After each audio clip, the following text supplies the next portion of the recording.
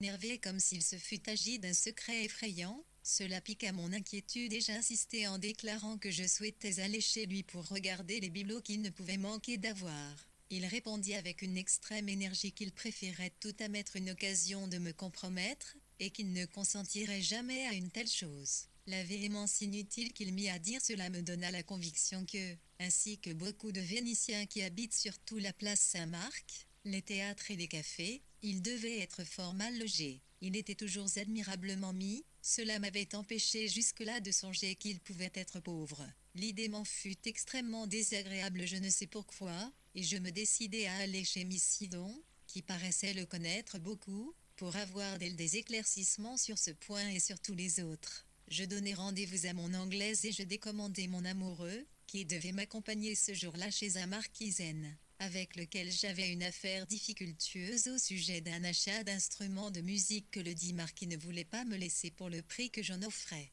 Comme je m'habillais pour aller trouver Miss Sidon, on me remit la carte du marquisaine, qui demandait à me parler. Je le reçus, enchanté de penser qu'il venait me dire que l'affaire des instruments était faite. Je le trouvai au milieu du salon, debout, son chapeau roussi à la main, portant haut sur la crasse de son col de velours une magnifique tête à barbe blanche soyeuse, à vastes yeux noirs embusqués sous l'ombre des arcades sourcilières, à bouche hautaine. Il parlait assez bien le français, mais avec un terrible accent. « Excusez si je dérange, madame », commença-t-il après m'avoir fait un salut de chambellan, « mais c'était mon devoir. Je viens vous dire, à propos des instruments de musique, que nous pourrons nous entendre, à condition que le comte Morny ne s'en occupe pas. La fatuité féminine se développe beaucoup en Italie. Je crus que ce vieil homme allait me faire une déclaration et je relevai le nez avec beaucoup d'insolence en disant « Je n'ai pas le plaisir de vous comprendre, monsieur. » « Certainement, certainement.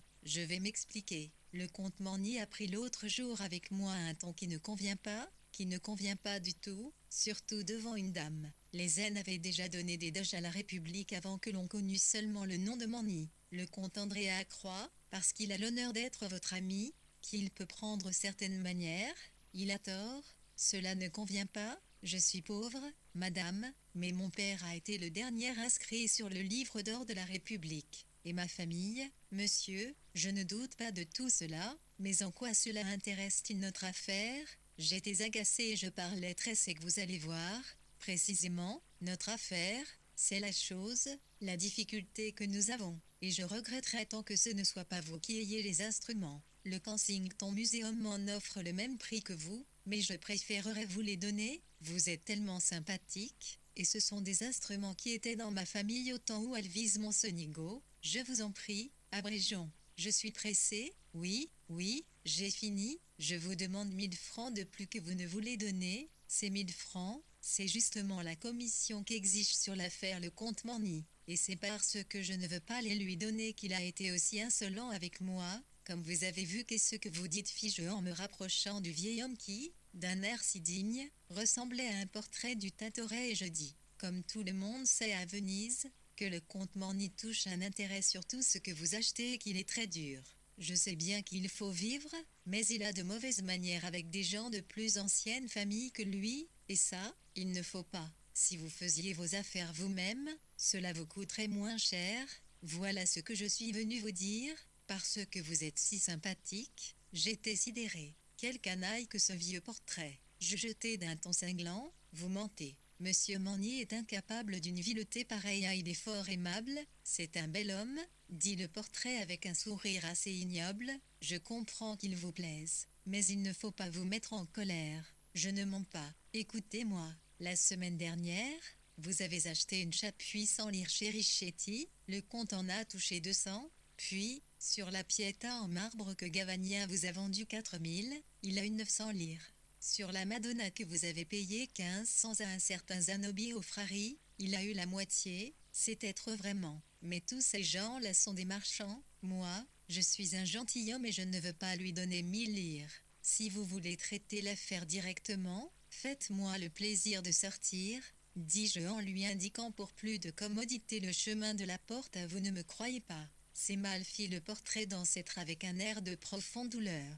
Mais tenez, j'ai apporté une lettre. Il l'avait sortie de sa poche et me l'attendait. Bien entendu, à Paris j'aurais méprisé le procédé, mais à Venise, je lus la lettre. Elle était de l'écriture qui chaque matin me disait des splendeurs amoureuses, et, en termes fort nets, elle stipulait sur un ton de menace la commission de 1000 francs. C'est parfait, dis-je avec le suprême sang-froid des suprêmes colères. Monsieur Magnier est un drôle, j'en conviens, mais vous en êtes un autre, car s'il vous avait demandé 500 francs au lieu de 1000, il est à supposer que vous m'auriez privé de votre visite. Je vous ai déjà dit de sortir, ne me le faites pas répéter. La figure pourpre, l'air furieux et vil, il fila en disant « Excusez, on m'avait bien dit que vous aimiez le comte Andrea, mais je ne savais pas que c'était autant. Excusez, excusez. » Ce jour-là, ma porte fut refusée à Andrea Magnier et j'annonçai à Miss Sidon qu'une dépêche me rappelait à Paris. J'avais trop embrassé cet homme pour rester 24 heures de plus dans la ville qu'il habitait. Il revint 5 fois, écrivit. Je répondis en lui envoyant sous enveloppe un billet de 1000 francs avec ce mot sur ma carte. Je serais désolé que mon départ vous fît perdre la commission de l'affaire Sénat-Lagarde. Je le vis de mon compartiment, devant lequel il s'était arrêté à quelque distance. Il avait un visage détraqué de rage, de souffrance. Je le regardais avec toute la méchanceté que j'ai à l'âme ramassée dans mes yeux. Il avait tiré son portefeuille de sa poche, l'ouvrait, en sortait le billet de 1000 francs. Puis il craqua une allumette, enflamma le billet, dont il alluma son cigare, il laissa brûler le papier bleu jusqu'à ce qu'il n'en restât qu'un petit morceau, alors il éteignit le feu d'un souffle, reprit son portefeuille et avec soin y replaça le fragment du billet sur la mèche de mes cheveux, qu'il me laissa le temps de bien voir. Après cela, il salua et, avec un dernier coup de ses prunelles trop noires dans son masque livide, il partit. 10 pas plus loin, il se retourna et me montra la plus effrayante et aussi la plus admirable figure de haine, d'amour, de désespoir que, certes, je doive jamais voir. Le train s'ébranla, et ce fut tout. Je l'ai revu une fois, à Paris, au théâtre. Il était caché dans l'obscurité d'une baignoire. Je sus qu'il était là en éprouvant une fois encore la délicieuse peur qui m'avait fait le pressentir sur la place vénitienne. À peine nos yeux se furent-ils rencontrés qu'il se leva et disparut. Et ce soir-là, un soir d'ennui lourd, j'ai compris qu'il valait mieux pour moi ne revoir jamais ce merveilleux cabotin. Cabotin, qui sait, après tout, italien seulement peut-être, X 32 ans. J'ai rencontré Julien de Rancaille pendant plus de 10 ans, sans faire la moindre attention à lui. J'avais de vagues relations avec sa femme, une grande grosse dame qui serait devenue à barbe, si elle n'était morte jeune d'un érésipèle. Le deuil retint quelque temps M. de Rancaille hors du monde, puis je recommençai à l'y voir et à échanger avec lui de rapides banalités, en un empressement, égal au sien, d'aller ailleurs, causer avec d'autres gens. Un soir où nous dînions tous les deux chez un écrivain ami, il se mit à développer avec assez de verve une théorie d'après laquelle toutes les convulsions historiques et toutes les contradictions psychiques se trouvaient expliquées par la lutte de l'instinct herbivore et de l'instinct carnivore, lesquels influencent toute la destinée de l'individu isolé, puis, lorsque fixé en caractère spécifique chez ses descendants, la destinée des peuples. Il expliqua gaiement que l'idée du mal est de création herbivore et a été inspirée aux moutons par le tort que leur font les loups,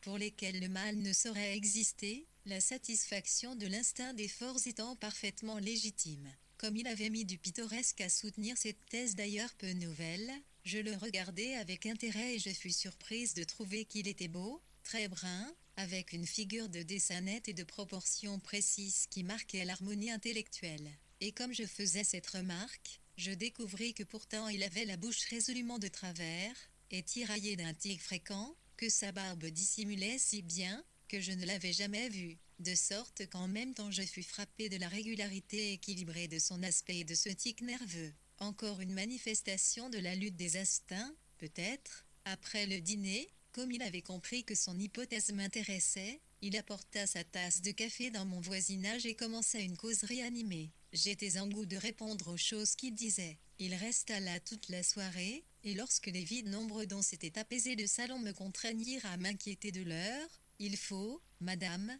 me dit-il, que je vous fasse un aveu fort humiliant pour moi. Je vous ai, jusqu'à ce soir, toujours cru occupé seulement à être jolie. Je viens de mesurer la profondeur de ma sottise. Me pardonnerez-vous, et vous convient-il que nous fassions une vraie amitié ?» Et comme je souriais, il ajouta, parlant plus vite, « Vous vous moquez de ma maladroite franchise, Pas du tout, mais la rencontre est curieuse, car moi aussi je vous prenais pour un pur et simple mondain, et, comme vous, je me trompais. Chacun de nous entra gaiement dans le détail de sa méprise. En nous quittant, nous étions très bons amis. Le mois suivant, en janvier, je retrouvai M de Rancaille au château de l'Ézray, chez les bons Corans. Il venait là pour la fin des chasses, moi pour un peu de solitude, car la maîtresse de cette bienveillante maison, très occupée de ses sculptures polychromes, de ses poivres et de ses livres, laisse à ses hôtes une admirable indépendance. N'ayant pas, dit-elle, la vanité de croire qu'en lui faisant perdre son temps à leur tenir compagnie ils aient la moindre chance d'augmenter leur bonheur personnel.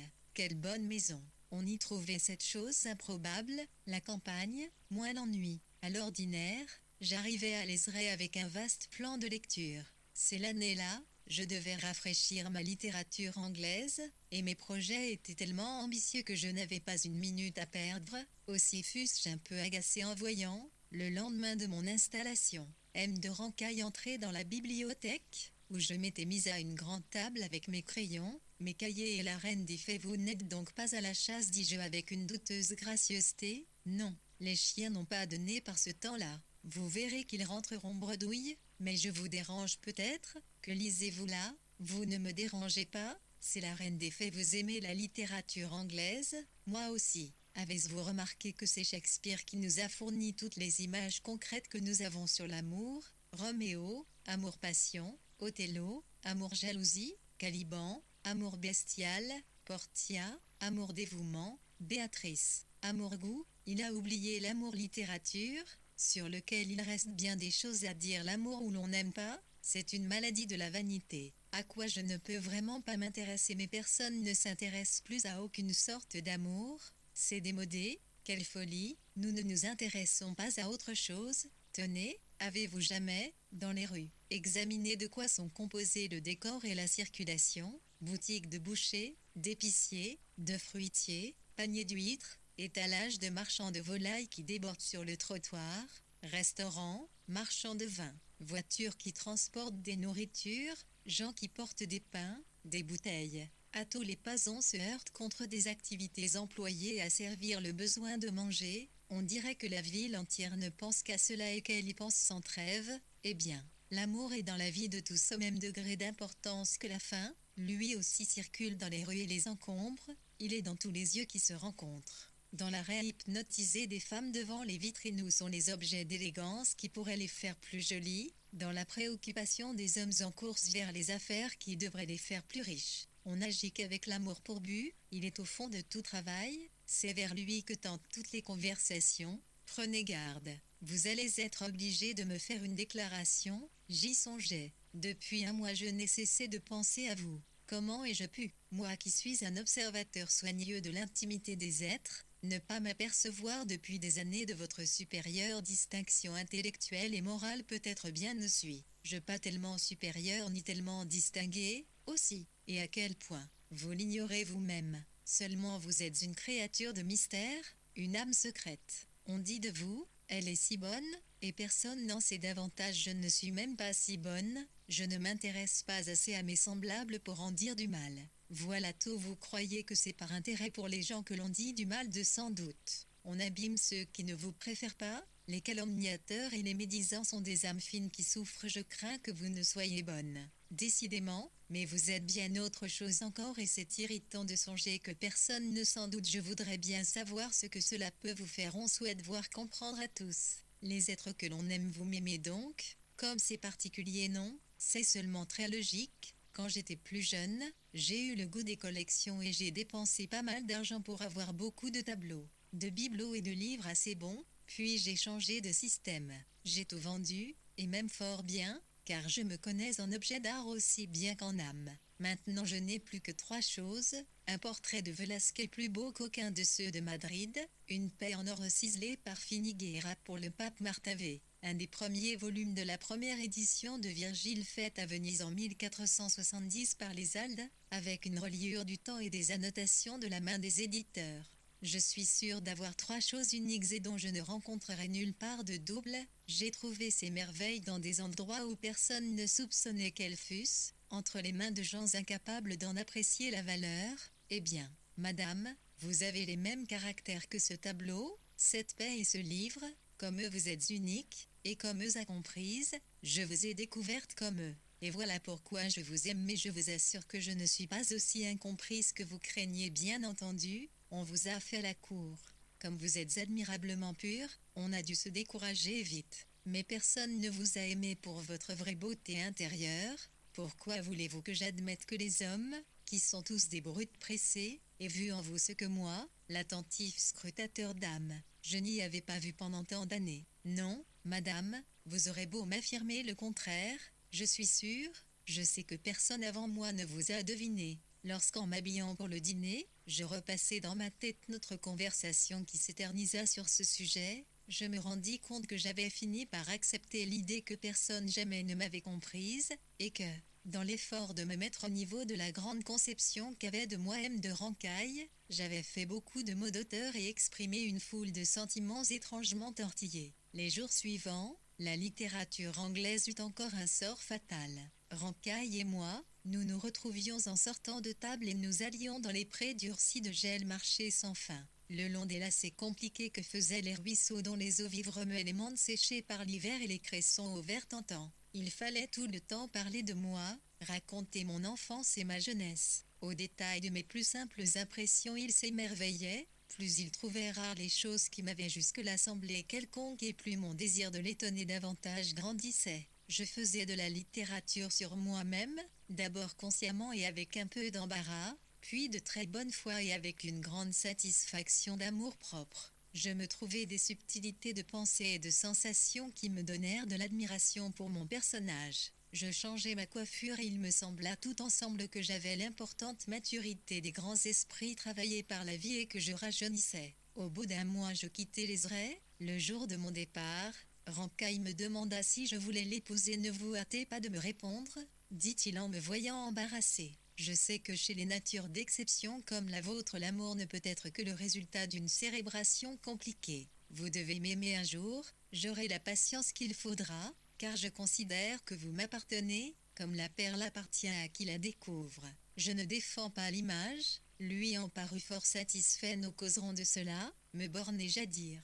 Je ne voyais pas d'avantage marqué à l'épouser, mais je me trouvais entre la chance de me compromettre en le laissant s'installer dans mon intimité, et la nécessité de me priver de ses admirations, qui me plaisaient fort.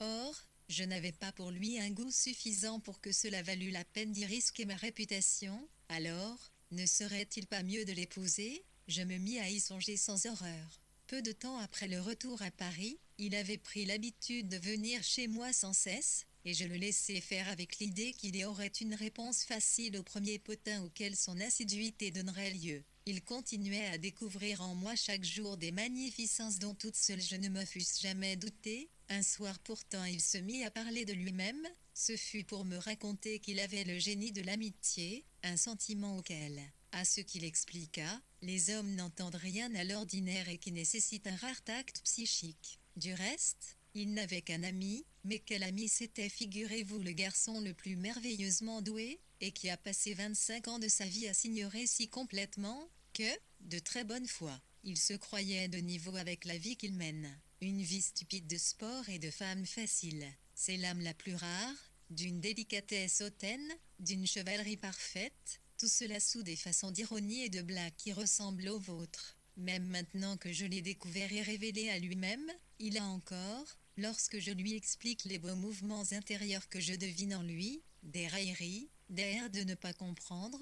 Vous verrez quel être intéressant, car je veux vous le présenter. Je lui ai parlé de vous et il a un désir fou de vous connaître. Amenez-le quand vous voudrez demain alors, car après-demain matin, je pars pour la Normandie, où il me faudra passer 3 semaines. J'ai à mettre en ordre une foule de choses dans ma terre, et je veux être débarrassé de tout souci, parfaitement libre le jour où vous me direz que vous consentez à être ma femme. Évidemment, il ne s'agitait pas de l'idée que ce jour pouvait ne venir jamais. La visite du lendemain fut agréable et très gaie. M. d'Imbert, ainsi se nommait l'ami prodige, était spirituel, blagueur, d'une grâce hardie que de bonne façon rendait séduisante. C'était un petit blond, très chic, avec des yeux gris dont la moquerie ne s'apaisait jamais. Il fut comique sur tous les sujets, et m'entraîna vers des ironies violentes dont je m'amusais. Rancaille nous regardait, la face épanouie d'extase. Lorsque c'était moi qui parlais, il se tournait vers M. d'Imbert avec la visible crainte que mon esprit fût quelque chose de trop prodigieux pour qu'on le supportât sans danger pour sa vie.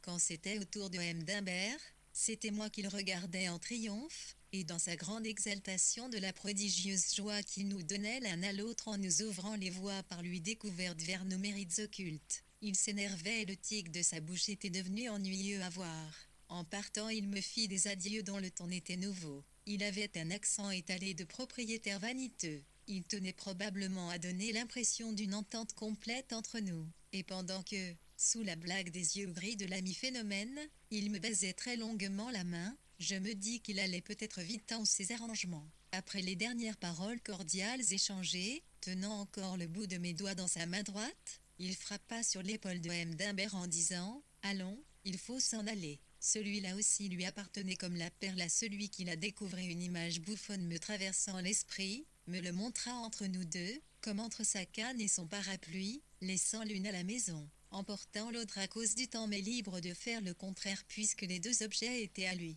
Le lendemain à 5 heures j'eus la surprise de voir entrer M. d'Imbert. C'est un peu tôt. Je sais bien, dit-il en riant, mais nous avons à peine le temps avant le retour de Rancaille, le temps de coiffer. En pinçant une bouche correcte mais de deviner nos secrets précieux. Il faut quelquefois très peu d'instants pour s'apercevoir que l'on n'a pas de secrets précieux. Par exemple, Rancaille m'a affirmé que vous étiez sublime, c'est donc que vous l'êtes. Hier, il vous a plu de montrer votre esprit pour me dérouter, mais je ne me laisse pas prendre aux apparences. Ayez, madame, l'obligeance d'être sublime sans plus tarder. Je suis venu tout exprès commencer, je m'y mettrai tout de suite après vous. Est-ce qu'il vous a dit que j'étais sublime? Fit M. d'Imbert avec une drôlatique inquiétude, et mystérieux aussi peut-être. Oui, me voilà bien. Comment faire? Je n'en ai pas la moindre idée. Si nous y renoncions ce serait pratique parfait, mais il faut nous expliquer. Vous n'êtes pas sans avoir aperçu que ce bon Rancaille est atteint de manie aiguë. Oh, une manie que bien des gens trouvent inoffensive, et qui consiste à croire que, depuis ses cravatas jusqu'à ses maîtresses, tout ce qu'il possède est unique et qu'il était seul d'une perspicacité assez aiguë pour en découvrir les beautés cachées. Depuis 10 ans, il me fait assister à l'intimité de sa vie, et je suis le confident des affolements où le jette ses trouvailles. Il tient même absolument à ce que je partage ses états d'âme à leur sujet. Je suis sûr qu'il vous a parlé de son Velázquez, acheté dans un garni espagnol.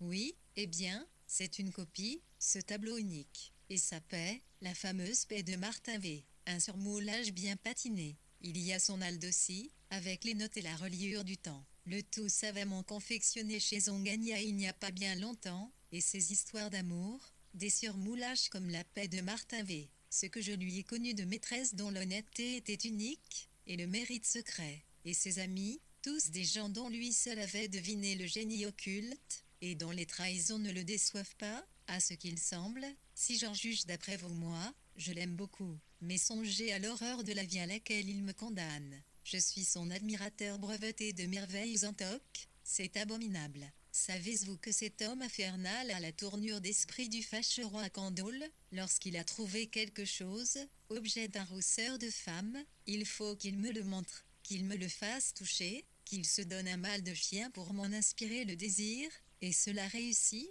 j'en suis certaine. Même quand c'est du toc, vous avez dû tirer quelques petits bénéfices de votre métier d'admirateur. Oui, j'avoue que cela m'est arrivé. Riposta M. d'Imbert avec un regard qui me donna la conviction d'avoir lu en lui plus avant que jamais n'avait pu faire le pauvre Rancaille. Ce n'est pas exceptionnellement joli. Le rôle que vous jouez ici, je me demande si vous en avez conscience. Fils d'un air sérieux, ce n'est pas très laid non plus. Et d'ailleurs, c'est de la légitime défense. Jusqu'ici Rancaille s'est satisfait avec de faux Velázquez qui n'ont guère troublé mon repos. Mais cette fois il en a trouvé un vrai, et il va me contraindre à en admirer avec lui tous les détails, en me laissant après cela retourner au chromo qui décore ma vie. Vous comprenez que ça ne peut plus marcher. Je me rebiffe, refusez-vous à regarder, si cela vous gêne tant pour me brouiller avec lui. Merci bien, je préfère que ce soit vous qui vous brouillez. Quelle absurdité, cela ne vous rapporterait rien. D'ailleurs, si je l'épousais, il est à supposer qu'il deviendrait discret sur mes perfections. Vous oubliez qu'il est veuve d'une femme qui était bien la plus quelconque de toutes, et je me souviens,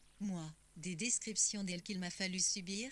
Jugez ce que ce serait avec vous. Comment prenait-elle ces façons? La pauvre et même de Rancaille terriblement bien comme vous dites cela, est ce qu'elle aurait essayé de vous prouver les perfections dont son mari lui faisait honneur auprès de vous, oui, mais j'ai fui lâchement Joseph. C'est drôle comme Rancaille et sa famille évoquent l'histoire ancienne, ne m'en parlez pas. Figurez-vous qu'il s'est presque fâché lorsque j'ai espacé nos relations, dans le but louable de respecter son honneur. Il est très rare que les gens vous pardonnent de ne pas les faire, mais enfin, interrompis-je sèchement, où vous en venir à vous faire comprendre que vous êtes trop belle et de trop d'esprit pour que je supporte de vous voir épouser Rancaille. Il m'est impossible d'envisager de sang froid un avenir où il n'y aurait pour moi d'autre occupation que d'être initié aux détails de toutes ces satisfactions. À quoi pensez-vous avec cette expression-là au tic nerveux qu'il a dans la bouche, et dont je cherchais l'explication? Vous l'avez. C'est le signe du candolisme. Dites que vous ne l'épouserez pas.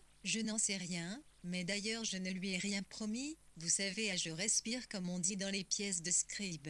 Vous me rendez là un fier service. Je suis votre obligé pour toute ma vie. Vous pouvez me demander n'importe quoi, je suis prêt à l'exécuter. Eh bien, je vous demande de vous en aller. Je dîne en ville et il faut que je m'habille. Mon dévouement pour vous est tel que je me sens capable de faire même cela. Pourtant, s'il vous était commode que je vous attendisse pour vous mener à votre dîner, je vous supplie de me le dire sans façon. Je suis très patient, j'ai tout mon temps, et, pour être franc, je ne serais pas fâché de vous voir décolleté. Il paraît que vous avez un dos dont la formule est perdue depuis le temps où Tintoret en dessinait de semblables. Un dos unique avec un grain de beauté également unique sur l'omoplate gauche. C'est encore Candolle précisément, et pour cette fois je crois qu'il ne s'est pas trompé. Il y a aussi vos chevilles dont je suis très curieux. Bon, mais allez, vous-en si vous avez l'espoir de ne pas me revoir demain, je vous engage à le perdre immédiatement. Bonsoir, madame. Quel imbécile que ce Rancaille.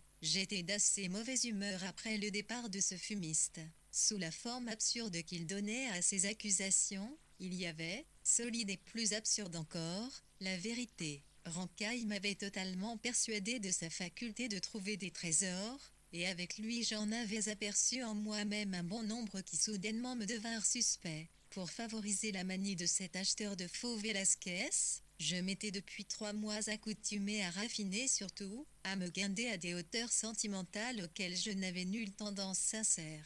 Je sentis que j'avais joué un personnage ridicule et j'en voulus furieusement à celui qui m'avait inspiré ces vaines comédies. Ce n'est jamais bien agréable de constater son propre ridicule, et puis comme c'est agréable de penser que, si je l'épousais, il irait raconter tous mes grains de beauté à ce blagueur aux yeux gris. Il était gentil, le blagueur aux yeux gris. Il resta très longtemps avec moi le lendemain et me raconta une série d'anecdotes où se voyait Rancaille exploité par une femme vénale, un mari averti et un amant de bas étage, Rancaille prenant pour une vierge infiniment pure une jeune personne qui, par distraction, accouchait dans un escalier. Rancaille mettant dans ses meubles une fille de trottoir qu'il croyait une grande dame divorcée, Rancaille trompé par sa femme, Rancaille grotesque enfin par-delà les bornes du possible. Le blagueur aux yeux gris racontait drôlement, et je ne pouvais m'empêcher de rire un peu. Chaque jour il avançait, et lestement, dans la voie de la familiarité. À la fin de la première semaine je tentai de le mettre à la porte, car il avait essayé de m'embrasser.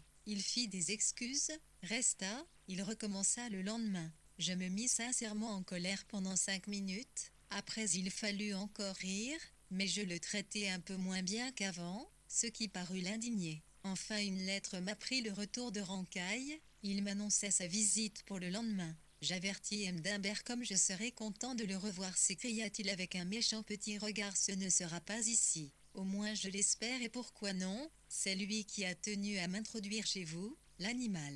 Il m'y retrouvera. Et comme il avait dit, il vint, mais une demi-heure avant le moment où j'attendais l'autre. J'étais énervé. Il fallait élucider la situation entre Rancaille et moi, lui expliquer que décidément je ne voulais pas l'épouser. Mais quelle raison soudainement aperçue lui donner? Dire la vérité, peu facile, infaisable même. Tout cela m'incitait à l'agressivité et je reçus très mal M. d'Imbert. Lui aussi semblait avoir les nerfs outre-tendus et, au bout de 3 paroles, nous nous disputions. À un moment il se leva, vint à moi avec une menace dans ses yeux, qui avait cessé d'être moqueur. Ne me mettez pas hors de moi, dit-il rudement, tâchez de comprendre que ce jeu devient sérieux. Qu'est-ce qui vous prend? Êtes-vous malade? Répondis-je de très haut. Il m'empoigna par les bras. Vous ne sentez pas que j'ai perdu mon sang-froid, que je vous aime? Ne prenez pas ces airs-là, c'est inutile, je vous aime, entendez-vous? Oui, oui, je t'aime et je te veux, malgré l'énergie de mon effort et la sincère fureur où me mettait la brutalité de l'agression,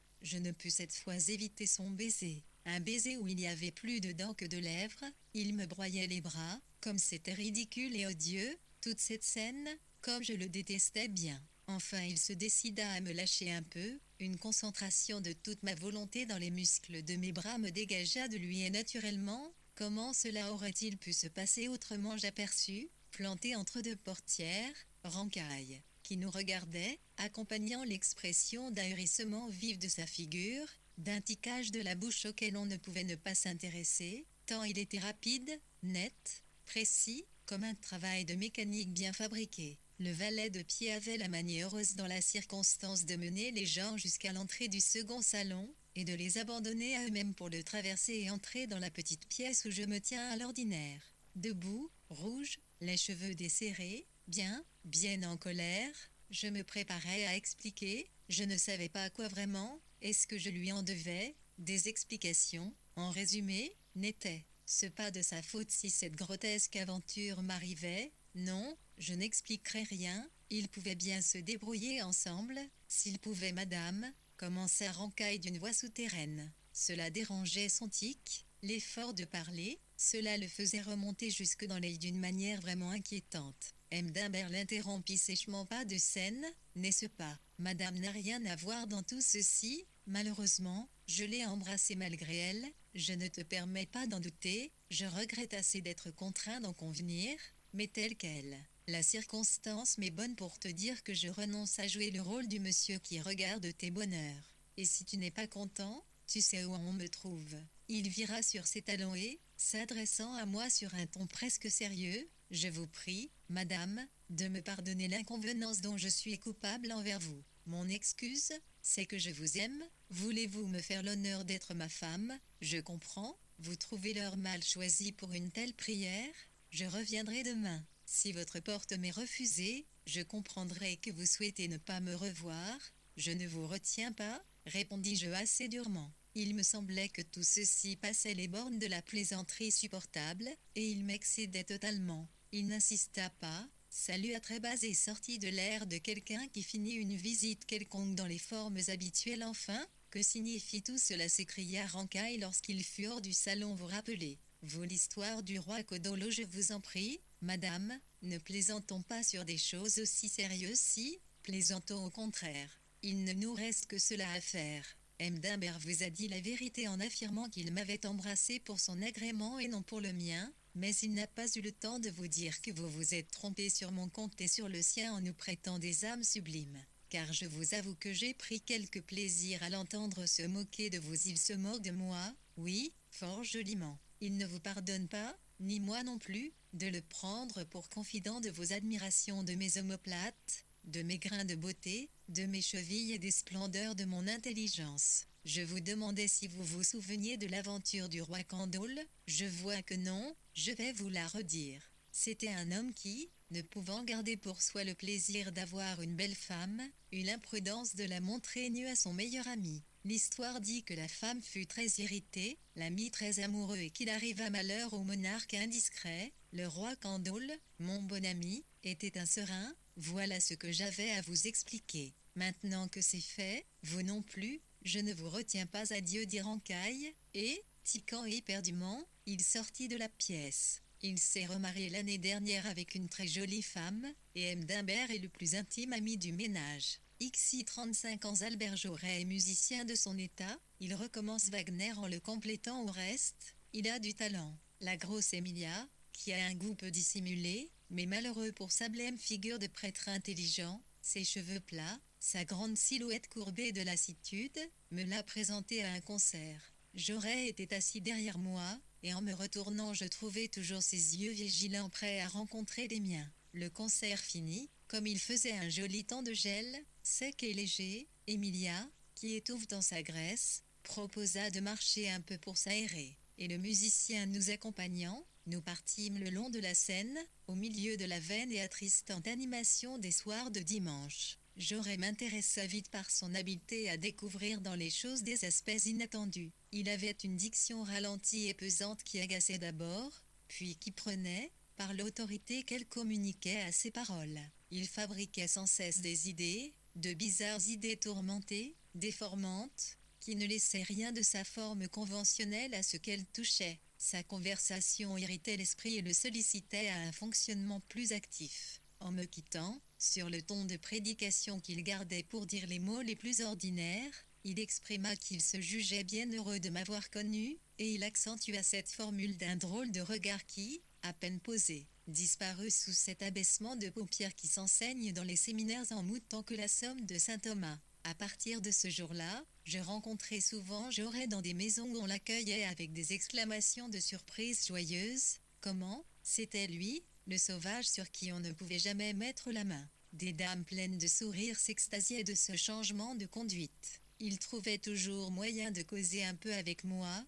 et je prenais l'habitude de ces battements de paupières destinés à éviter aux yeux les dangers de la concupiscence. Je lui supposais le projet de me faire la cour, et cela n'était pas pour me déplaire, car il devait apporter à cette besogne une ingéniosité au moins égale à celle dont il usait pour analyser le goût du thé chinois, le dessin des nuages ou une symphonie de Beethoven. Je ne sais pourquoi l'idée qu'il était marié ne m'avait jamais traversé l'esprit, aussi fut-ce avec une surprise intense et un peu désagréable que je le vis entrer un soir de musique chez les Inzaski, avec une très jolie femme blonde, coiffée, ou plutôt décoiffée comme une faunesse, dont elle avait les yeux retroussés, l'allure souple et tumultueuse. Cette belle créature me déplut infiniment. Je n'ai jamais pu supporter les femmes qui ont cet air enquêté toujours prêt. Je diagnostiquai sans plus attendre qu'Albert Jaurès était malheureux en ménage, et ma sympathie pour lui s'en augmenta.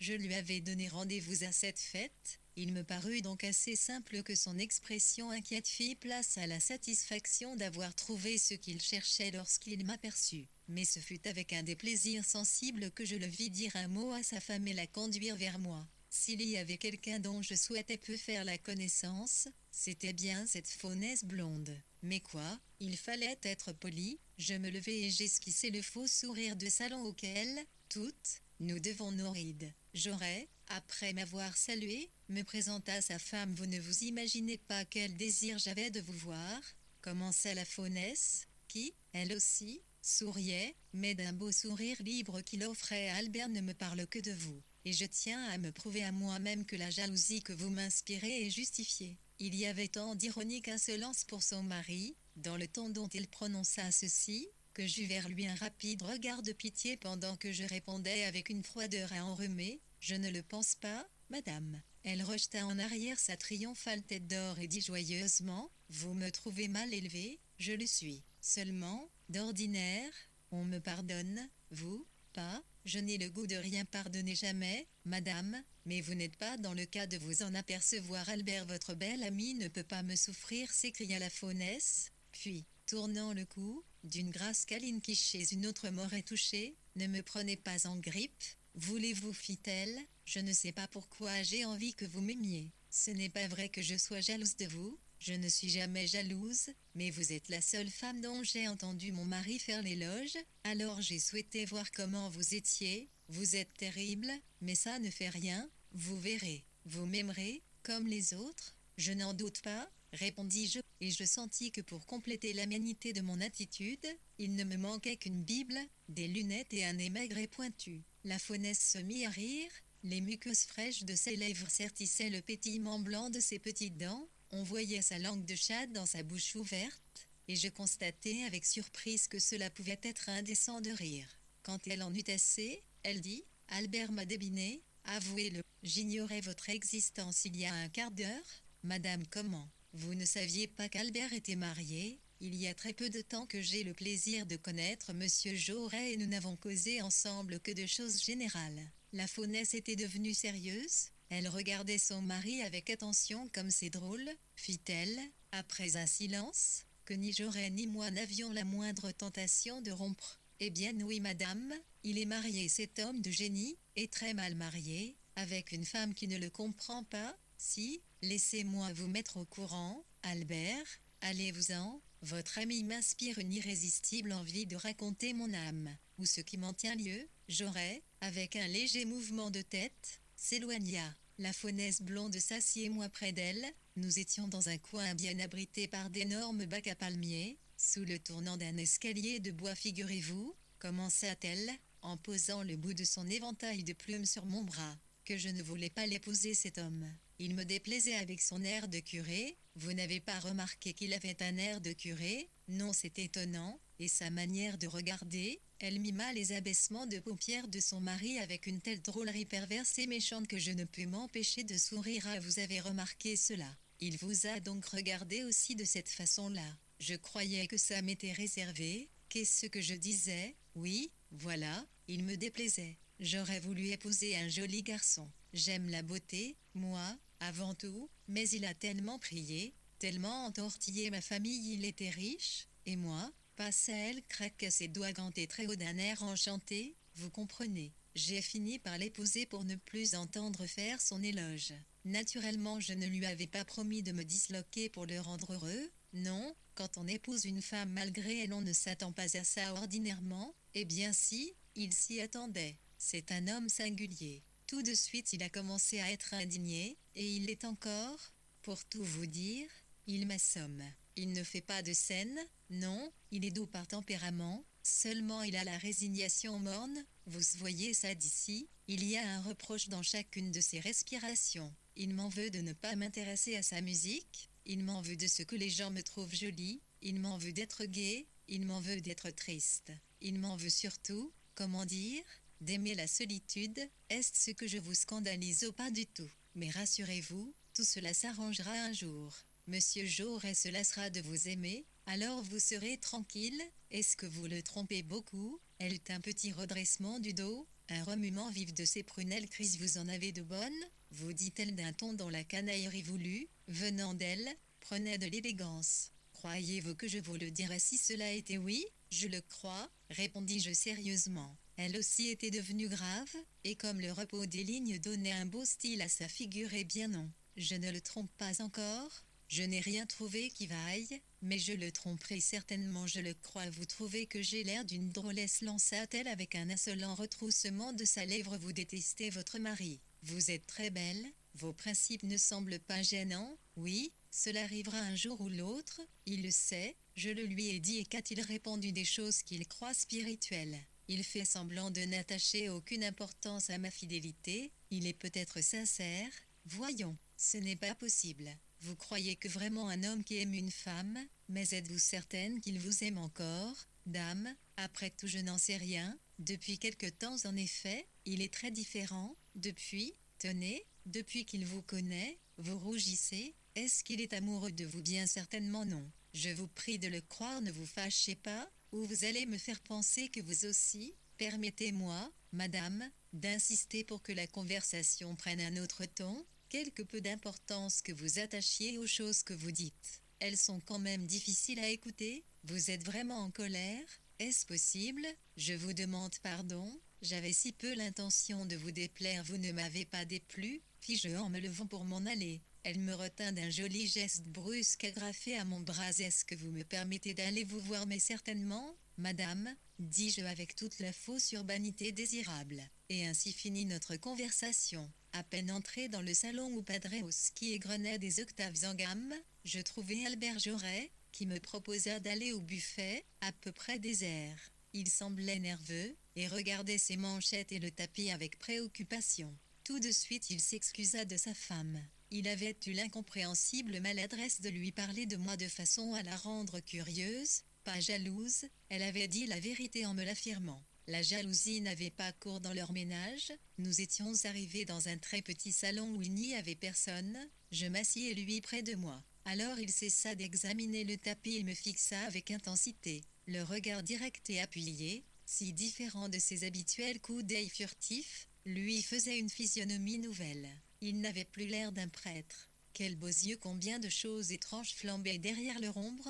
Je disais des paroles distraitement évasives sur la jeunesse de sa femme qui expliquaient son excentricité, passagère, sans doute. Il m'interrompit. Non, elle sera toujours ainsi, mais qu'importe, je ne l'aime plus, elle m'a découragé. C'est un être de surface. Elle n'a donné qu'une preuve d'intelligence dans toute sa vie, et c'est lorsqu'elle a refusé de m'épouser encore était-ce une pure manifestation d'instinct. Elle avait deviné que nous étions deux types antagonistes. J'ai mis, moi, longtemps à m'en convaincre. Encore ne l'ai-je pleinement compris que le jour où j'ai rencontré la femme qui est le complément de mon être. Ah, vous avez une maîtresse, non, madame, j'aime, et, on vous aime, on ne sait même pas que l'on est ainsi adoré. Cette femme à qui je me suis donné irrévocablement a beaucoup souffert, c'est une de celles qui ne saurait aimer deux fois, c'est le sœur le plus merveilleusement fait pour l'amour.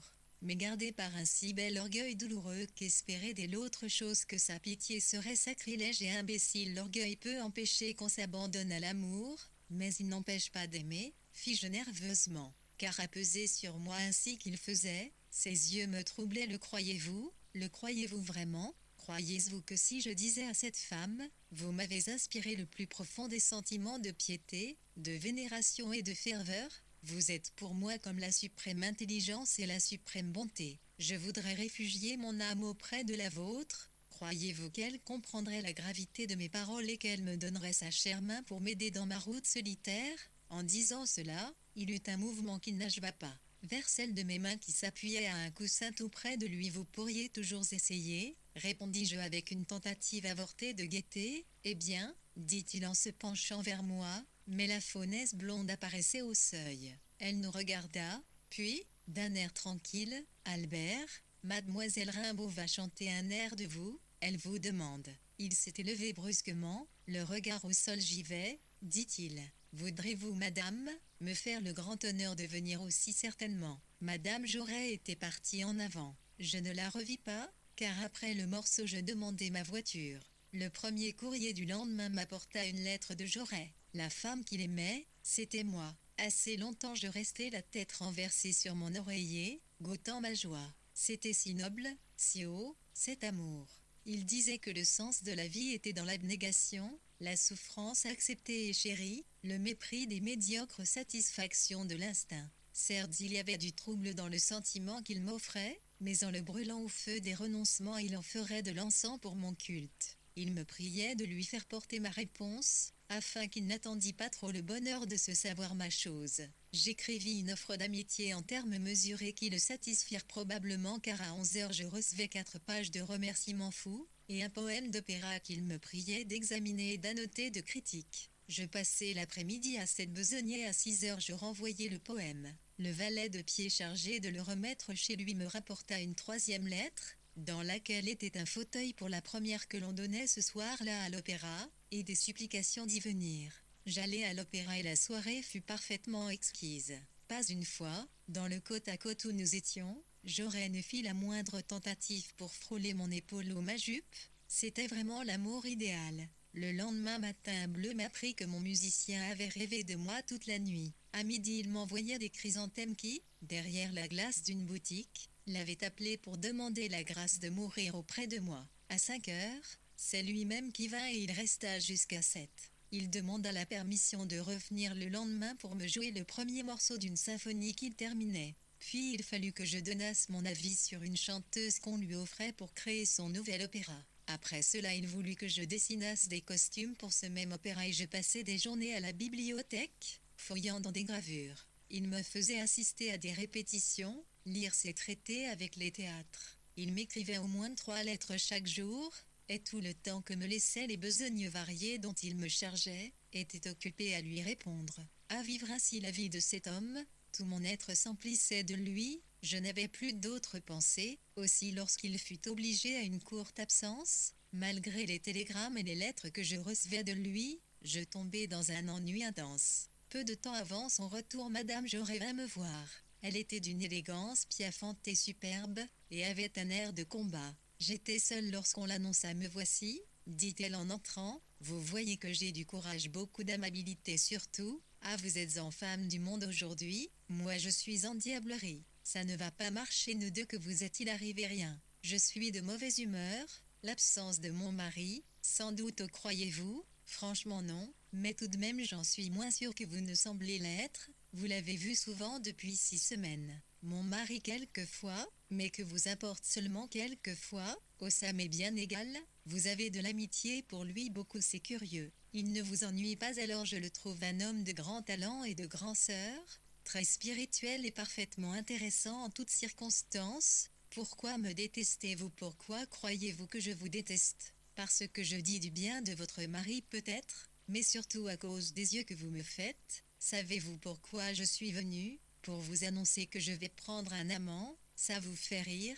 Vous ne me croyez pas? Ou bien cela vous ferait-il plaisir que j'eusse un amant? Vous avez une forme de plaisanterie à laquelle il faut évidemment être habitué, mais je ne plaisante pas. Je vais même vous dire le nom de mon flirt. Il a été très amoureux de vous dans les temps. C'est Marcel Desgrignac, il est charmant, alors vous me le conseillez? Avez-vous vraiment besoin de conseils? J'ai besoin des vôtres. Vous devez être une conseillère admirable. Eh bien, fis-je avec une irritation impossible à dominer, car elle avait un ton de méchanceté agressif qui me mettait hors de moi. Je vous conseille d'être honnête. Cela vous sera peut-être plus difficile, mais cela vaudra beaucoup mieux, merci, j'y songerai. Mais dites-moi, en échange de la confiance que je vous témoigne, est-ce que vous en avez, vous, des amants? Ce que j'ai, c'est d'autres habitudes d'éducation que vous. À n'en pas douter, ça vous va joliment bien d'être en colère. Quels beaux yeux cela vous fait? Vous trouvez que c'est abominable d'avoir des amants? Je ne juge personne, chacun fait ce qu'il veut, ou ce qu'il peut. Si j'avais un amant, penseriez-vous que mon mari ferait bien de demander le divorce? Qu'est-ce qui vous prend? C'est simple cependant ma question. Il n'y a pas de quoi rougir et faire cette figure-là. Je ne crois pas, madame, vous avoir donné le droit de prendre ce ton avec moi. Vous abusez des devoirs que me crée le fait d'être chez moi. Là, calmez-vous. Qu'ai-je fait? Je désire savoir de vous quels conseils vous donneriez à mon mari au cas où je le tromperais. C'est simple, ça. Il ne vous a jamais dit qu'il eût envie de divorcer? Certes non. Et je suppose qu'il n'y a jamais pensé. Ce n'est pas lui qui aurait intérêt à divorcer. Qui donc? Alors, moi, pour épouser Grignac? C'est une idée. J'en parlerai à Albert dès son retour. Elle s'était levée, énervée presque aux larmes. Je dis avec une voix qui tremblait sottement: pourquoi toutes ces folies? Ne pouvez-vous faire un effort pour apprécier mieux votre mari et le rendre heureux? Elle me regarda étrangement. Vous êtes une drôle de femme, décidément, fit-elle. Une drôle de femme. Et d'un geste violent, imprévu, elle me prit à la taille et m'embrassa comme avec colère, puis en 3 pas rapides, joignit la porte et disparut. Cette visite me laissa un grand trouble. J'étais persuadée de la sincérité de cette folle. Elle haïssait son mari, elle en aimait un autre, il lui fallait sa liberté. Devinant que j'avais de l'influence sur Joret, elle devait penser à se servir de moi pour aplanir les difficultés qui pourraient venir de lui. Elle voulait divorcer. Il serait libre alors. Cette idée fit en moi un travail d'une rapidité effrayante. J'avais la fièvre, j'avais peur. Je souffrais dans ma conscience, alarmée des responsabilités vers lesquelles je me sentais précipitée. L'absence avait agi sur Joret dans un sens également perturbateur. Je le retrouvais très différent de lui-même. La belle tranquillité qui avait donné son charme rare à notre affection était disparue. Quand nous étions ensemble, nous tombions en des silences oppressés et il avait repris ce tic du regard furtif dont sa femme se moquait. Tout cela allait très mal. Cette situation tendue, grosse de penser que nous ne pouvions nous dire, dura 2 mois entiers. Un soir, il était sombre, inquiet, agité, moi malade d'un besoin de tendresse et d'espoir.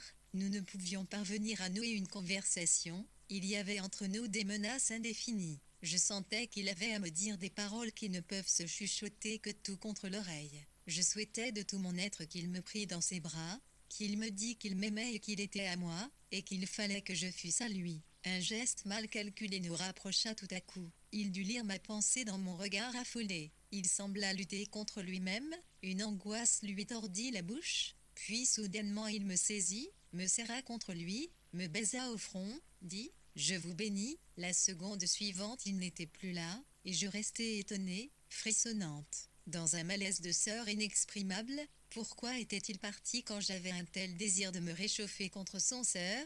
Le lendemain, mal calculé nous rapprocha tout à coup. Il dut lire ma pensée dans mon regard affolé. Il sembla lutter contre lui-même, une angoisse lui tordit la bouche, puis soudainement il me saisit, me serra contre lui, me baisa au front, dit: je vous bénis. La seconde suivante il n'était plus là, et je restais étonnée, frissonnante, dans un malaise de sœur inexprimable. Pourquoi était-il parti quand j'avais un tel désir de me réchauffer contre son sœur? Le lendemain on m'apporta, de la part de Madame Joret, un gros paquet et une lettre. J'ouvris avec des doigts malhabiles d'irritation et je lus « Je vous bénis ». Une douleur rampa sur tout mon corps en crampes rapides, et mes yeux se hâtèrent. « Je vous bénis ». Quoique vous ne l'ayez certainement pas fait exprès de m'avoir appris l'amour et le bonheur. Il me semble que je vois votre beau regard devenir féroce en lisant ma lettre. Pardonnez-moi, car, sincèrement, je vous aime. Vous m'avez servi à comprendre mon mari. Sans vous, j'aurais passé ma vie auprès de lui à le détester. J'ai deviné qu'on pouvait l'aimer en vous voyant l'aimer, et j'ai appris l'amour par la jalousie, la plus féroce jalousie. Si vous saviez comme j'ai souffert quand j'ai cru que vraiment il vous aimait, et maintenant que je sais que c'est moi qu'il n'a jamais cessé d'adorer, et que vous lui avez servi de chemin vers ma tendresse, j'ai encore le cœur tout tressaillant d'angoisse. Je viens de passer la nuit à lire avec lui toutes vos admirables lettres, elles ont achevé l'œuvre. Votre œuvre inconsciente et bienfaisante, pardonnez-lui, madame, de vous avoir ainsi trompée pour me conquérir. Vous trouverez peut-être qu'il n'aurait pas dû me montrer ces choses exquises que vous avez écrites avec le meilleur de vous. Vous trouverez surtout qu'il n'aurait pas dû vous inciter à les écrire, mais il avait compris qu'il me fallait un exemple, une émulation comme aux méchants enfants qui ne veulent pas faire leur tâche, et il vous a choisi, vous que votre beauté, votre intelligence, votre grande sœur marquait spécialement pour servir de leçon à la médiocre créature que je suis. Il m'a montré comment une femme telle que vous pouvez l'aimer. À madame, comme je l'aime, je vous renvoie toutes vos lettres sauf une, la plus belle, la plus tendre, et qu'Albert a voulu que je conserve. Nous partons ce soir pour Rome. Adieu encore une fois, soyez bénis. Yvonne, pendant que je relisais, avec une figure toute refroidie, et des spasmes aux sœurs, la lettre de Madame Joret, il me semblait entendre quelqu'un dire à côté de moi une phrase que j'ai souvent répétée. La chance ce n'est que du bien joué, il faut croire que j'ai mal joué ma vie, car, vraiment, je n'ai guère eu de chance. Les histoires amoureuses d'Odile, 37 ans et maintenant, je vais écrire pour moi-même, pour moi seule. Ma dernière aventure d'automne, la plus douce, la plus mélancolique aussi, la dernière. J'avais 35 ans lorsque j'ai connu Armand Frébeau, j'en ai 37 aujourd'hui, lui 29 hélas. Quand je brosse mes cheveux, leur noirceur luisante s'éclaire brusquement comme si des lueurs subites les touchaient, ce sont simplement des argentures de cheveux blancs qui apparaissent. Il y a autour de ma bouche deux petits traits à peine visibles encore, et ce sont des rides aussi, ces légères marques à l'angle des yeux. Je suis devenue très pâle, et lorsque j'oublie de me mettre du rouge, le soir, j'ai l'air souffrant. Sans doute ma taille a gardé sa minceur, et mes célèbres épaules font encore bon effet aux lumières. Dans mes jours de gaieté et de toilette je ne parais pas mon âge, je me défends, on me fait encore des compliments spontanés, oui, sans doute, mais j'ai 37 ans. Je suis une femme bien conservée demain je serai vieille. Je le sens si bien à ces lassitudes intimes, à ce découragement dans l'effort de plaire, au renoncement de tout mon être avide de repos et de silence.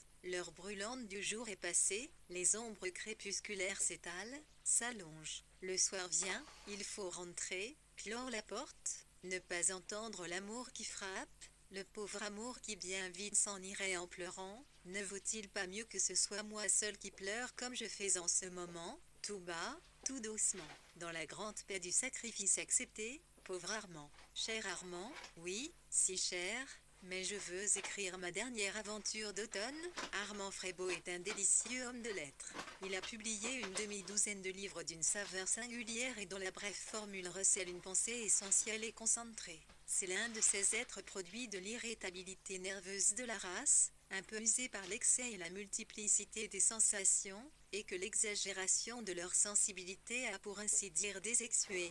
L'un de ces hommes dont l'âme est féminine par grande place et chez qui nous rencontrons des modes d'impression si pareils aux nôtres que vis-à-vis de nous désarmons, faisant trêve à l'éternelle lutte. Nature délicieusement ambiguë qui ne nous inflige jamais la sensation d'être moindre, parce que nous devinons en elle comme nous la sentons en nous, la prédominance de l'impulsion sur le raisonnement, inconséquent et systématique, conservateur et anarchiste, capable des plus grandes choses et des pires dans la même minute, tendre jusqu'aux suprêmes faiblesses, cruel jusqu'à la férocité, d'une conscience délicate et vierge, d'une inconscience de criminel, ami jusqu'au dévouement déréglé, amant fervent et faux, corde tendue à casser et que chaque souffle d'air qui passe fait crier, fléchissant devant l'acte, héroïquement résolu dans l'idée, pensant une chose, vivant le contraire, logique dans l'illogisme, ce sont des hommes, comme George Sand en était un, des artistes enfin.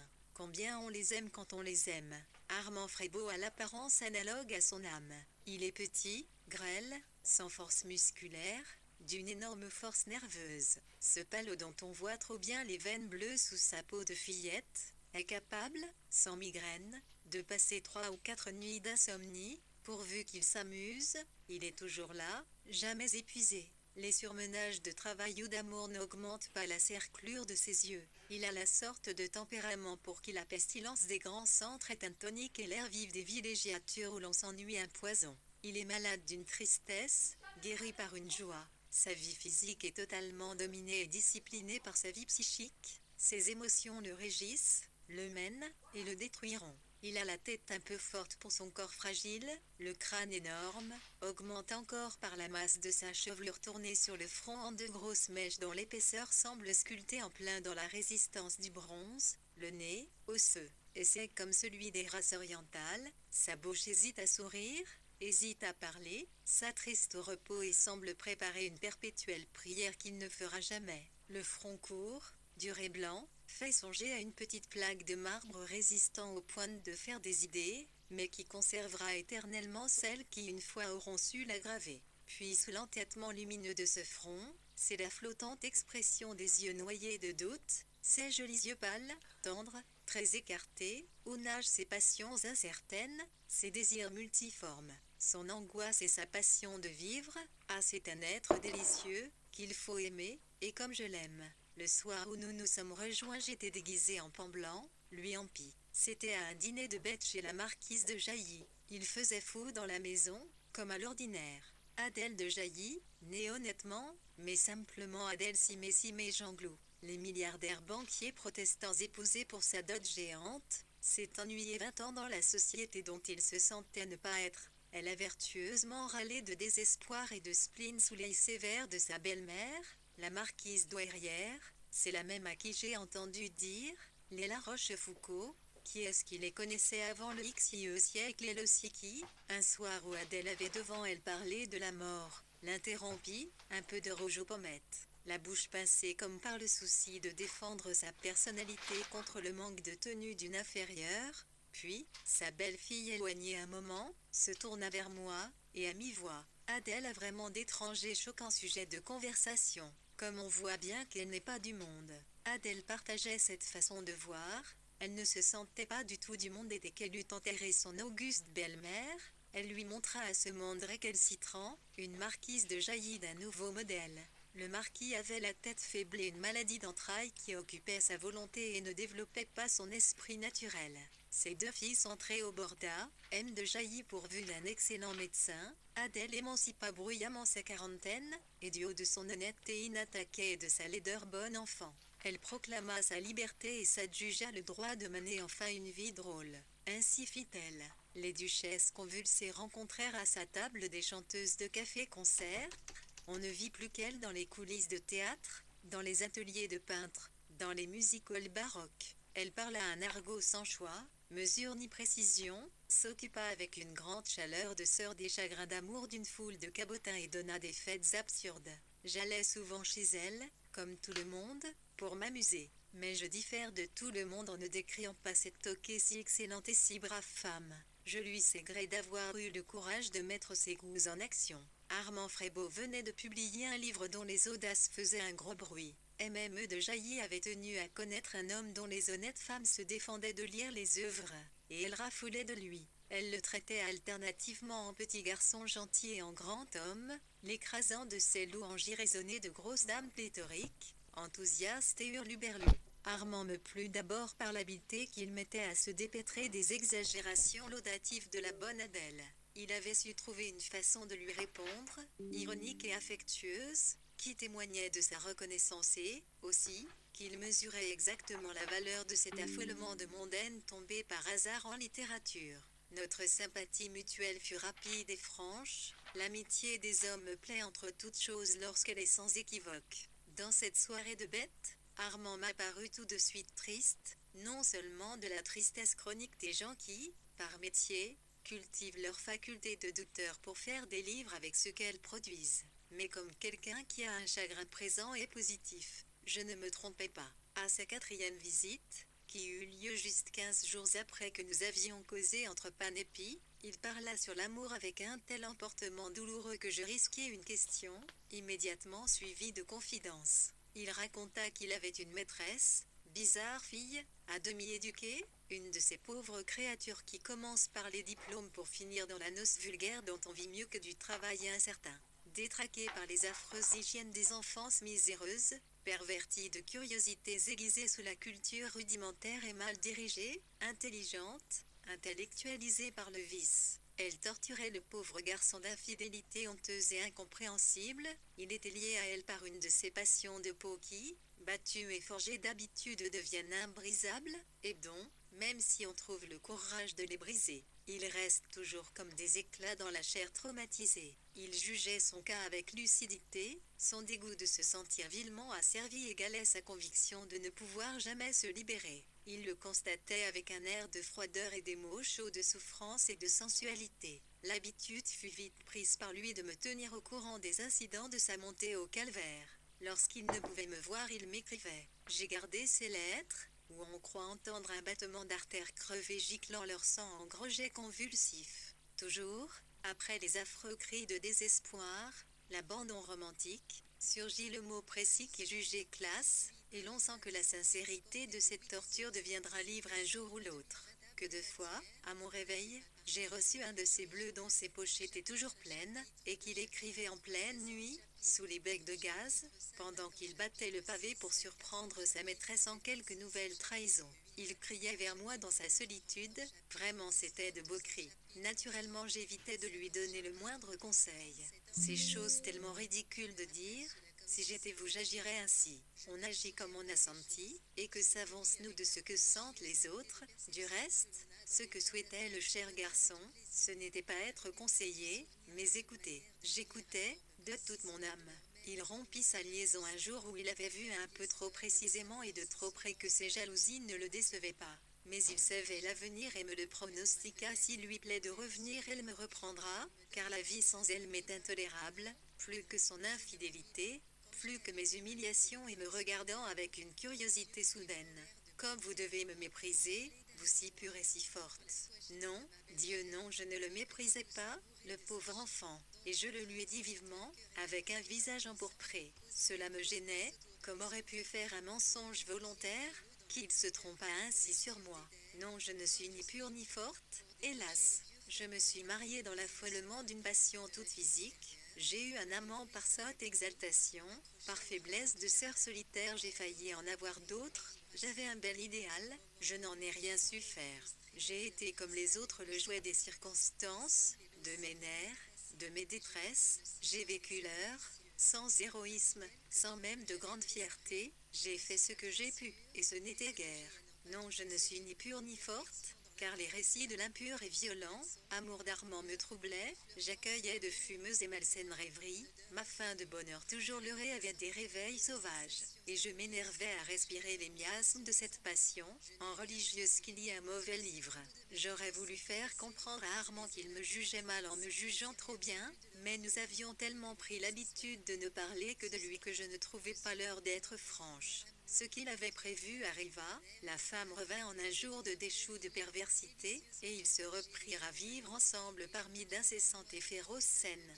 Pour tenter de l'avoir bien à lui, il l'emporta en Sicile, et pendant 3 grands mois je ne le vis plus. Ma vie fut toute vidée par son absence. À être privé de cette humueuse aventure, je m'anémiais à la manière des alcooliques sevrés d'alcool.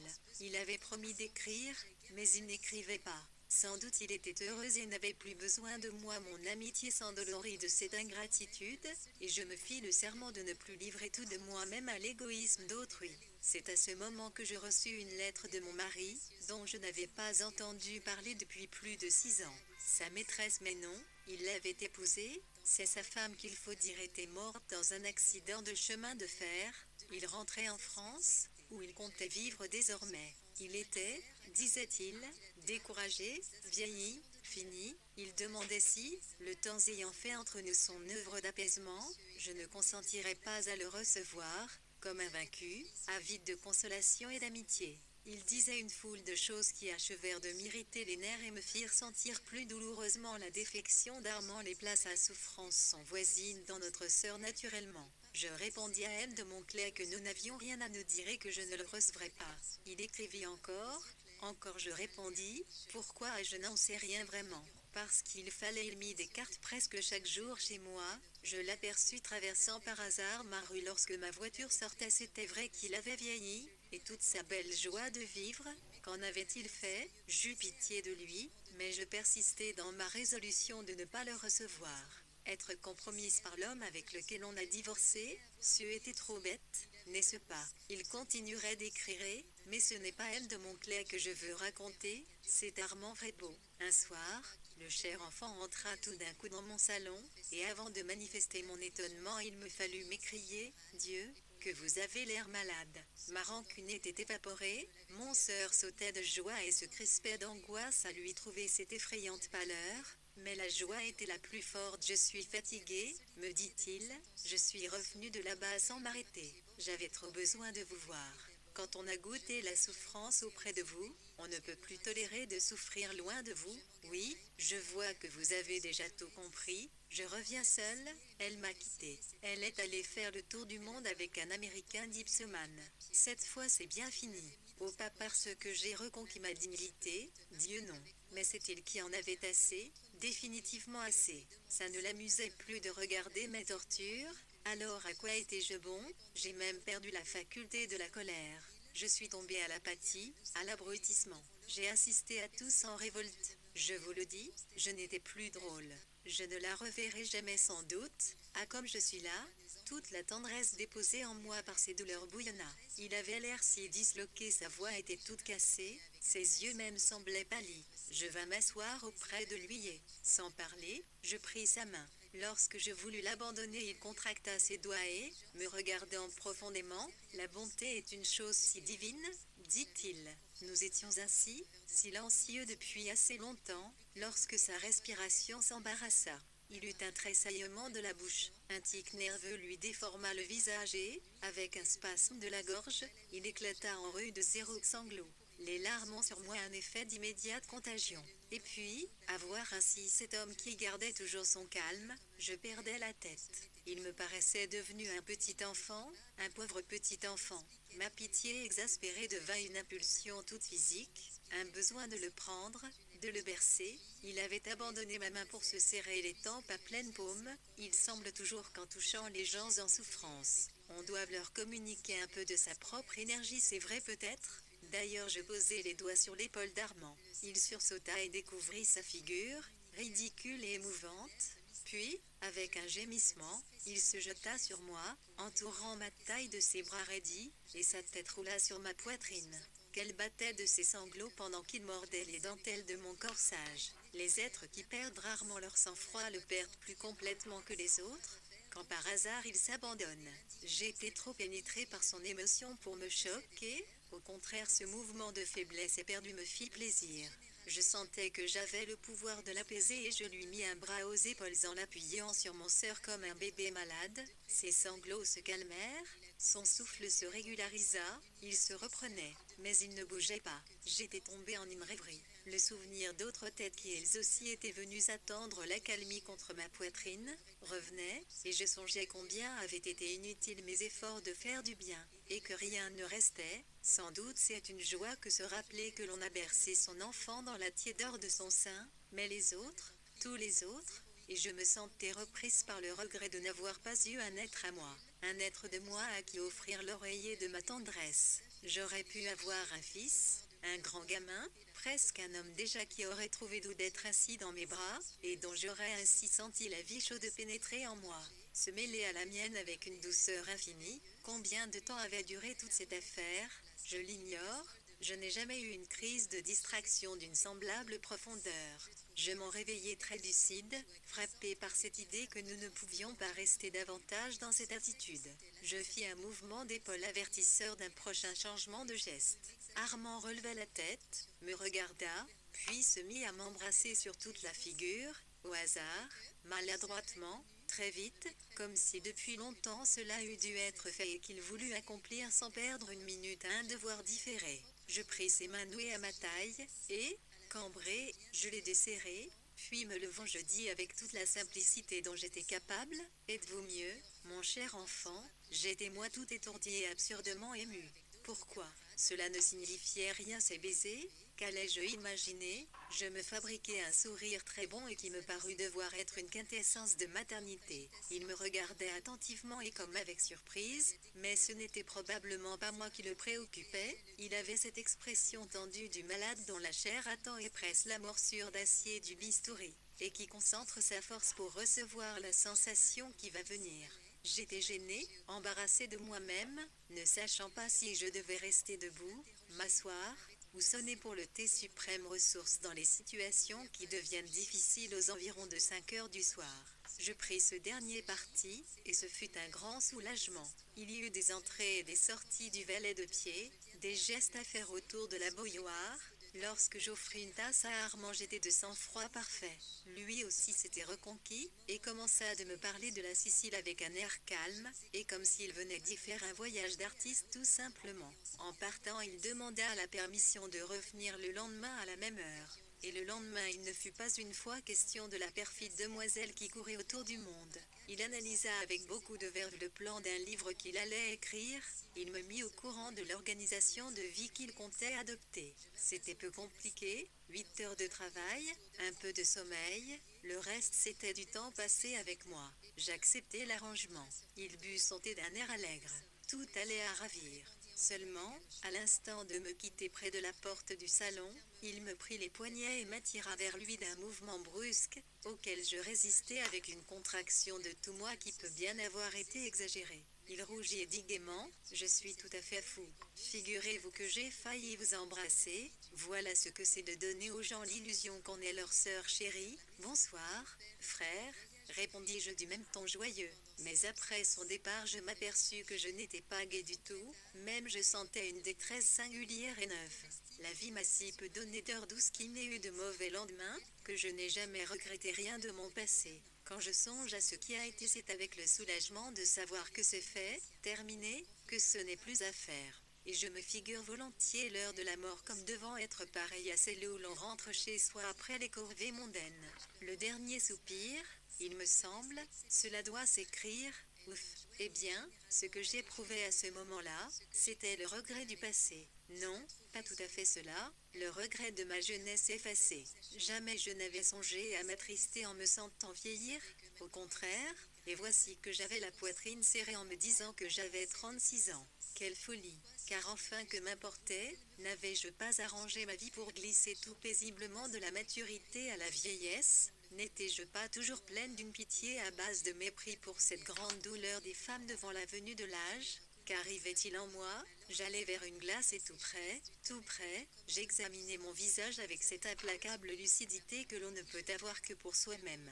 Et, à mesure que je découvrais toutes les petites tares que le temps m'a infligées, un gros chagrin bête gonflait en moi. Non, bien vraiment, je n'étais plus jeune, encore quelques années et je ne serais plus jolie. L'étais-je même encore?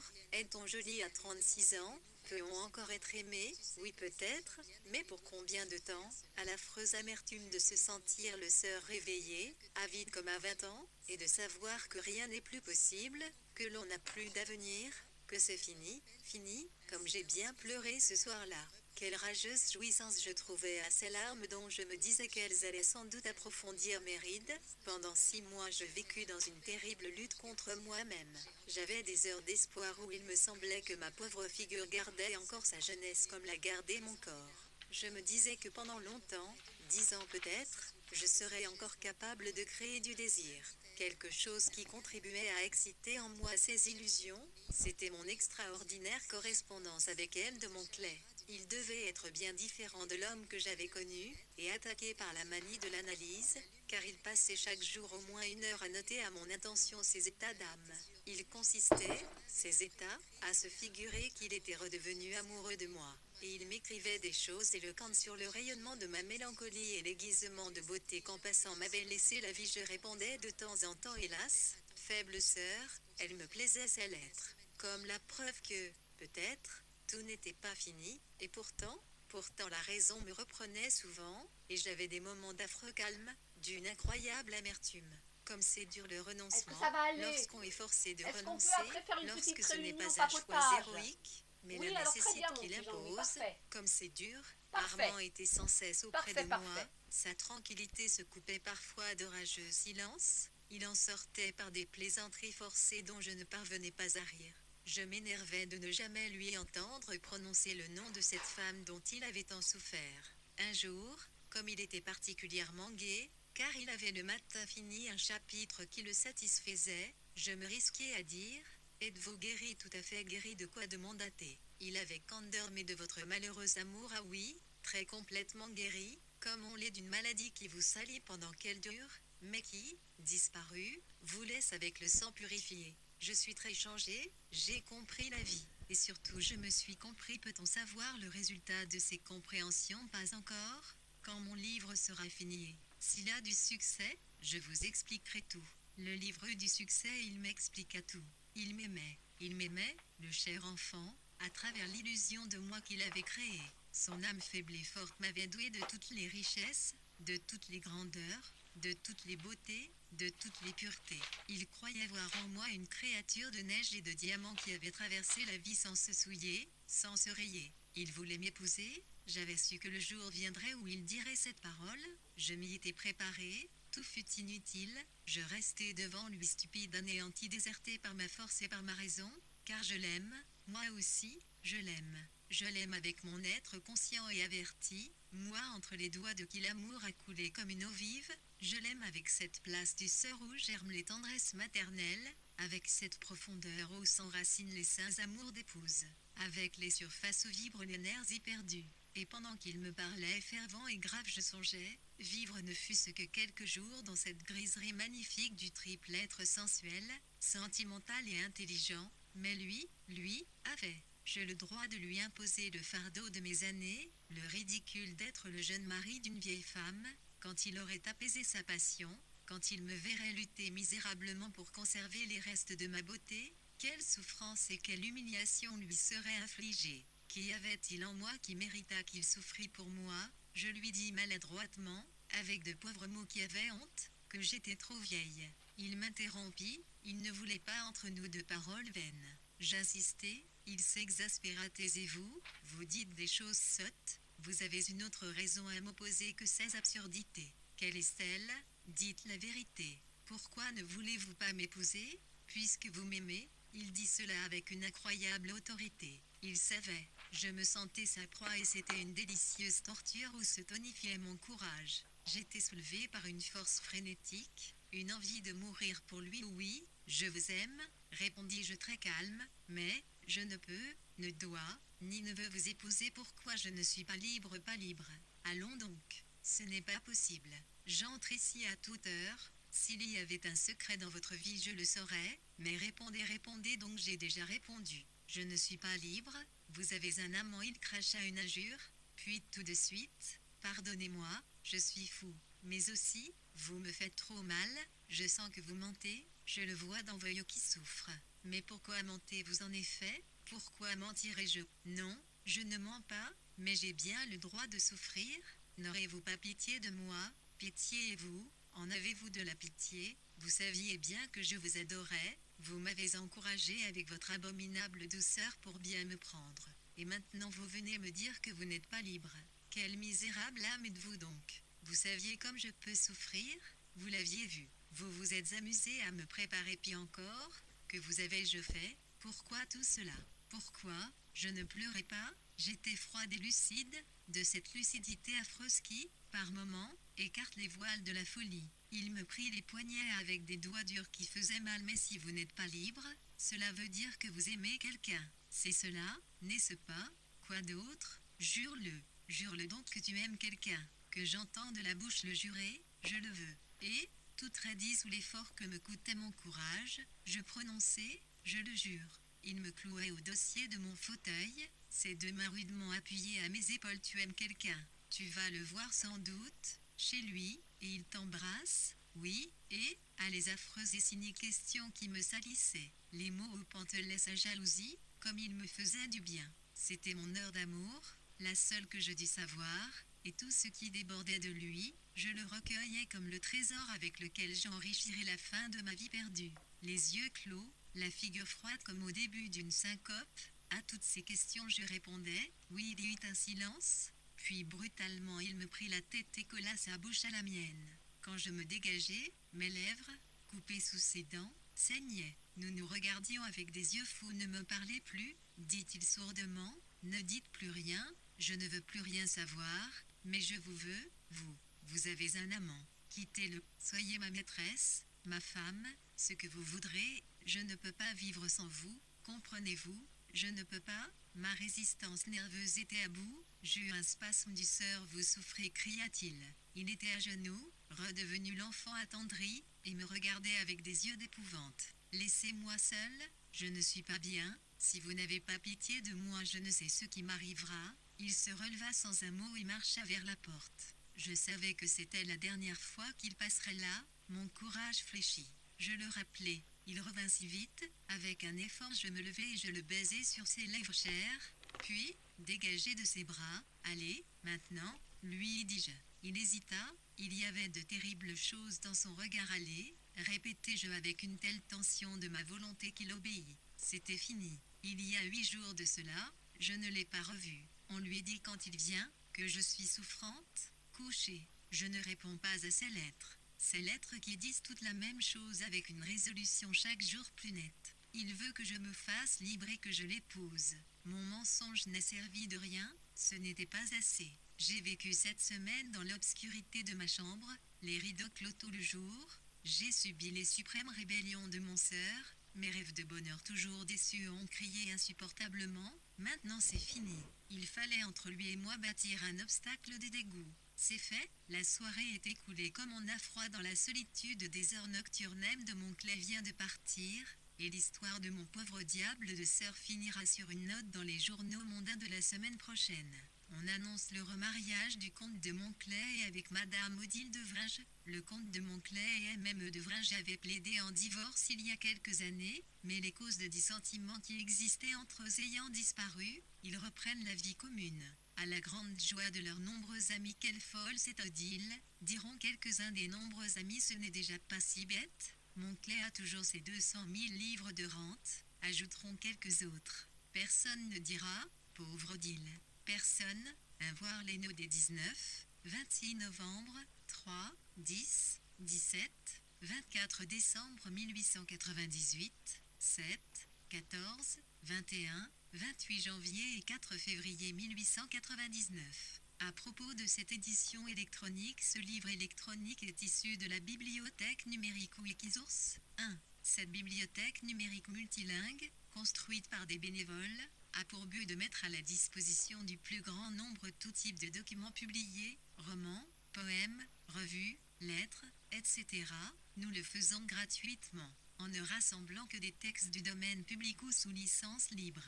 En ce qui concerne les livres sous licence libre, vous pouvez les utiliser de manière totalement libre, que ce soit pour une réutilisation non commerciale ou commerciale, en respectant les clauses de la licence Creative Commons BISA 3.0, 2, ou, à votre convenance, celle de la licence GNU FDL, 3.